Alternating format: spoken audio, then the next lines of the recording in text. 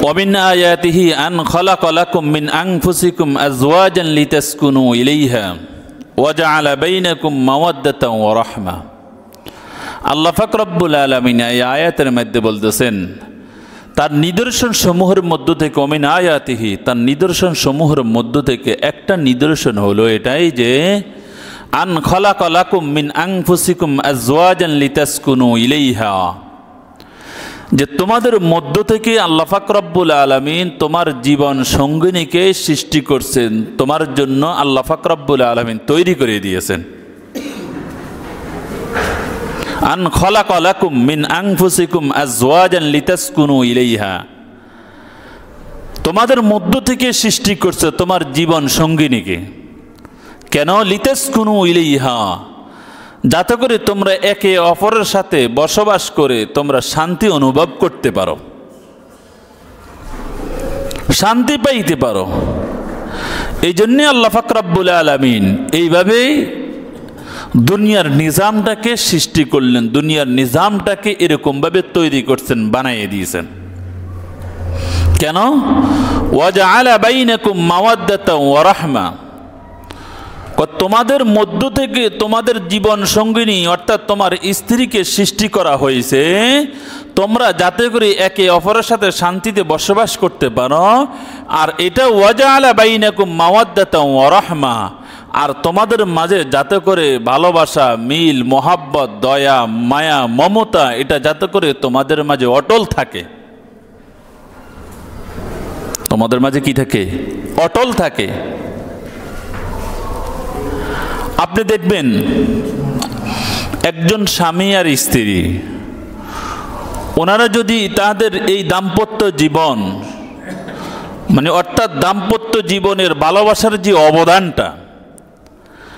এই অবদানটাকে যদি তারা ধরে রাখতে চায় তাহলে তাদের যৌবনকাল অর্থাৎ যখন থেকেই তাহারা তাদের দাম্পত্য জীবন আরম্ভ করে তখন থেকেই একে অপরের সাথে মিল মোহাব্বত ভালোবাসার সাথে যদি থাকে তাহলে বৃদ্ধাকালেও তাহলে তাদের ভালোবাসাটা এটা কখনো যায় না অর্থাৎ যৌবনকালে যদি তাদের ভালোবাসাটা দয়া মায়া মমতা এগুলো যদি তাদের মাঝে থাকে তাহলে বৃদ্ধাকালে আল্লাহ পাক রব্বুল আলামিন অটোমেটিকই তাদের মাঝে আরো ভালোবাসা বৃদ্ধি করে দেয় কিন্তু এই জিনিসটা করতে হলে ভালোবাসাটা পরিপূর্ণ থাকতে হলে তখন তার যৌবনকাল থেকেই করতে হয় এই কারণে আল্লাহ পাক রব্বুল আলামিন এই সুন্দর নিজাম তৈরি করে দিয়েছেন আজকে আমাদের দাম্পত্য জীবন সুখীময় হয় না আমাদের দাম্পত্য জীবনটা আজকে আমাদের ভালোবাসার ভিত্তিতে হয় না সুন্দর যায় না সুখে যায় না এটার ভিতরে অনেকগুলো কারণ তার মধ্যে এক নম্বর কারণ হলো আল্লাহর হাবিব রাসূল পাক সাল্লাল্লাহু আলাইহি ওয়াসাল্লাম যেইভাবে বলছেন ওইভাবে আমরা পালন করি না অথচ আল্লাহর হাবিব রাসূল পাক সাল্লাল্লাহু আলাইহি ওয়াসাল্লামের স্ত্রী কতজন ছিল জানেন কতজন হ্যাঁ 11 জন কতজন 11 জন অথচ সেই 11 জন স্ত্রীর মাঝে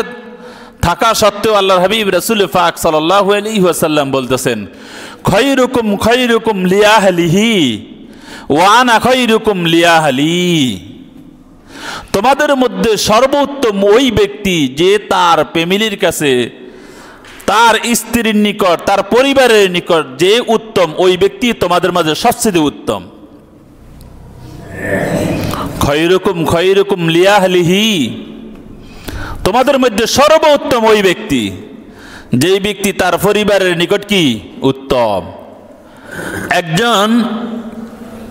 স্বামী ভালো না খারাপ এটা সম্পূর্ণ প্রমাণ দেখাইতে পারে কে স্ত্রী কে স্ত্রী স্ত্রীর মাধ্যমে জানা যাবে এই ব্যক্তি ভালো না খারাপ তার স্বামী ভালো না খারাপ এরপরে একজন স্ত্রী ভালো না খারাপ এটা সম্পূর্ণ জানা যাবে কার মাধ্যমে তার স্বামীর মাধ্যমে অর্থাৎ স্বামী জানে তার স্ত্রী ভালো না খারাপ কারণ ওই স্বামী এবং স্ত্রী উভয়জন যখন মিলেমিশে থাকে তখনই তাদের মাঝে ভালোবাসাটা বেড়ে যায়, তখন তাদের দাম্পত্য জীবনটা সুখীময় হয়, তখনই তাদের দাম্পত্য জীবনটা ভালোভাবে যায়। আর যখন তাদের ভিতরে যখন ওই ভালোবাসাটা যখন আসে না, তখনই তাদের মাঝে দাম্পত্য জীবনটা সুখীময় হয় না, ভালো হয় না। অথচ আল্লাহর হাবিব রাসূল পাক সাল্লাল্লাহু আলাইহি ওয়াসাল্লাম বলতেছিলেন, ওয়ানা খায়রুকুম লিআহলি, আমি আমার পরিবারের নিকট সবচেয়ে উত্তম। সবচেয়ে কি উত্তম? তাহলে 11 জন স্ত্রী আল্লাহর হাবিবের ছিল।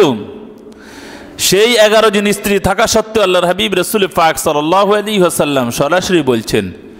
যে আমি আমার পরিবারের নিকট সবচেয়ে কি উত্তম। অথচ শুধু আল্লাহর হাবিব এই কথাটা শুধু নিজেই বলছেননি, বরং আল্লাহর হাবিব রাসূল পাক সাল্লাল্লাহু আলাইহি ওয়াসাল্লামের এই কথাটা স্বয়ং আল্লাহর হাবিবের স্ত্রীরাও বলছেন, প্রশংসাটা স্ত্রীরা করছেন। যার কারণে আল্লাহর হাবিব রাসূল পাক সাল্লাল্লাহু আলাইহি ওয়াসাল্লাম এমনভাবে তার ফ্যামিলিটাকে চালাইছেন, যার কারণে স্ত্রীরা আল্লাহর হাবিবের উপরে সন্তুষ্ট ছিল এবং আল্লাহর হাবিব রাসূল পাক সাল্লাল্লাহু আলাইহি ওয়াসাল্লামও স্ত্রীদের নিকট কি ছিলেন? তাদের উপরেও সন্তুষ্ট ছিলেন।